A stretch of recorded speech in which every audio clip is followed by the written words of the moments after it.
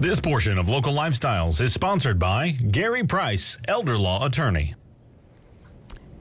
And Gary is back with us, and today we're going to talk about the importance of early planning for Medicaid. And we've spoken about this many times, and it's one of those messages that I guess has to be repeated. Apparently so. I think so.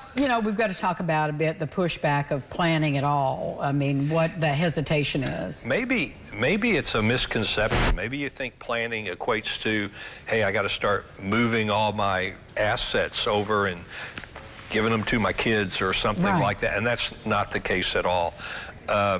In my view, when I talk about planning, let's talk about the objective. The objective is that once we've done that conversation, we probably will not have transferred anything or discussed immediately transferring anything. That's not the case. What we've talked about is the Medicaid application process, so you get a little smarter on what to expect there. We talk about how that applies to your specific resources, so you get a little smarter about what steps you may have to take in the event Medicaid becomes necessary.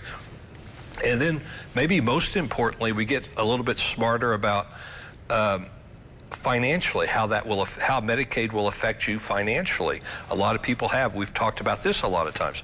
A lot of people have a lot of misconceptions. Oh, Medicaid's going to take everything. That's not the case. So I find that once we talk about that, we have this planning discussion, and we do talk about what the financial effects will be. Most people are going to be relieved when they hear I was going to say the truth, but what the actual effect will be. Well, and what the facts are. I mean, that's when you're confronted with that. We've talked about this before, but it bears repeating. The power of myth. I mean, it's so prevalent that, and as I said, I've heard it all my life. You're going to take everything, got to spend down or whatever on it.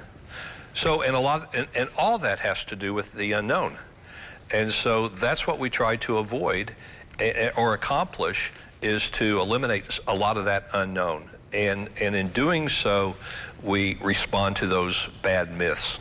Right. So is there a way ahead of time that we can better educate ourselves about the whole process, how it works, how it may work in our lives? I truly believe the easiest way to do that is to get the book, because it talks about a lot of the initial questions. It goes through the myths, the main myths that people hear about, and hopefully it responds to that. So yeah, I think getting the book is a quick and easy way of doing it. I think you asked me that one time, and I may have mentioned Google, but I think that may be the worst answer. It'll take you down a rabbit hole you don't want to go. I think this might be the best way, and then follow this up with a free consultation. And that way, this talks generally, but the free consultation, we can talk specifically about your particular assets, resources, and what effect Medicaid might have on you. When should we start planning? Never too early. It's never too early. It's never too late.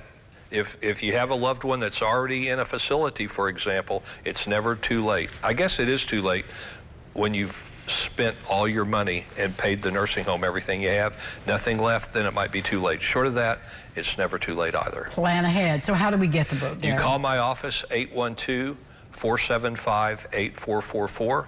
We send you a free copy. All right, you can get the book, and you can get a free conversation with Gary Price about all of this and so much more. Thank you. Thank you. We'll be back with more Lifestyles right after this. Stay with us.